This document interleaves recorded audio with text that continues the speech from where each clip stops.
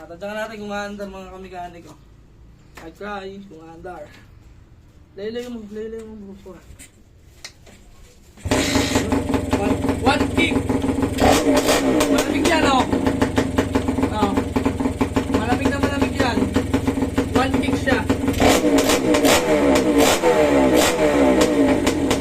So yan mga kamikaniko, ito na yung kinalabasan ng ating engine na natapos. Yan. Yan nga pala ay lahat ay stainless ang bolts maliban sa loob ng makina. Alright, napakaganda. Diba? So yan mga kamikaniko, magandang araw ulit sa inyo. Samahan nyo ako, tayo ay magbubuo ulit tayo ng makina nung nire-restore natin na walang iba kundi Suzuki X4 na kulay pula naman na taga Pangasinan mga kamikaniko. So yan, papakita ko sa inyo yung crankcase ng mga pininturahan natin bago natin buuin mga kamikaniko. Kasi ang mangyayari kasi gaya ng dati, talon ulit yung video natin. Pero pakita ko muna sa inyo yung mga pininturahan natin at yung pinakaslap nating crankshell. Ayan, ayun yung crankshell na pinakislap natin, sinunblast natin hanggang loob. Pasensya na kayo, medyo maingay kasi may nagagawa ng karsada. Ayan. Tapos ito yung mga pininturahan natin, yan oh. Ayan. Mga clutch, yung head, yung black nandun pa. Ayan. Ito yung head. So ayan nga, tapos yung mga laman loob nito, nalinis na rin natin. Tapos mga bago na rin yung bearing, sigunyal. Ayan. So ayan, na-update ko na lang kayo mamaya mga kamikaniko. Ano ko yun, no? Hanggang loob, malinis. Loob, malinis. Yan. Malinis lahat yan mga kamikaniko. Siyempre, kailangan goods ang ating repaint. Yan. So, update ko na lang kayo mamaya mga kamikaniko. Pagka nabuo na natin at pag napandar na natin yung makina. Yung gaya ng ginagawa natin mga kamikaniko. Yan.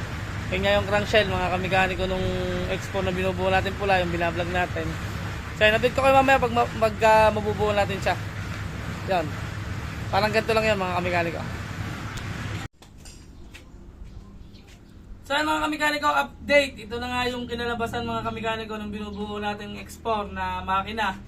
At ito mga kamikaniko pala, itong video ko ay kinabukasan na nga pala to dahil medyo nahirapan tayo kasi nagkaroon ng konting kulang na pyesa mga kamikaniko. Kailangan natin bumili kaya kinabukasan na tayo nakabili.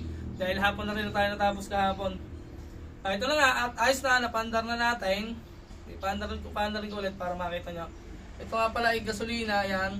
Hindi na rin siya nag-overflow kasi nirepair na natin yung kanyang karburador. No? Wala siyang ka-overflow. Yan, nakita nyo yung gasolina rin. No? Makita mo rin. Kakaunti na nga lang kasi pinandar natin. Pero malamig pa yan. No? Yan. Ayan. Tapos itong isa, tuti.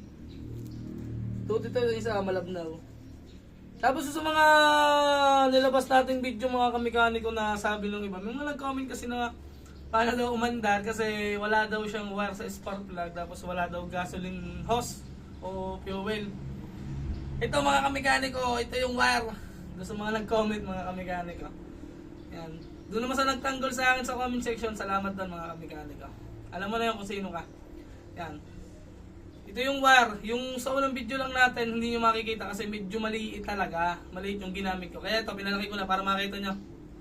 Ito yung ignition. Tapos ito yung gasolina. Yan na, sa mga magko-comment, may comment lang kayo. Andar pa naman yun ng walang kuryente, di ba? Talaga naman sila. Ito yung connection, no? Ito mo to, ito yung connection. Lapit ko sila. Ito yung ignition niya. Yung coil. Ayan. Ito yung wire. Tadyakan natin kung aandar mga kamikaniko. I try kung aandar. Laylay mo bukas ko. So mga kamikaniko, patuloy ko muna yung video dito. Pause muna natin dahil medyo mahaba na yung video natin. Hintayin nyo na lang yung part 2 mga kamikaniko. Kung ano yung kalalabasan. At meron din tayong pakikita sa inyo ng mga bolts na maganda nito mga kamikaniko. So yun lang mga kamikaniko. See you on part 2. Let's go. Peace out.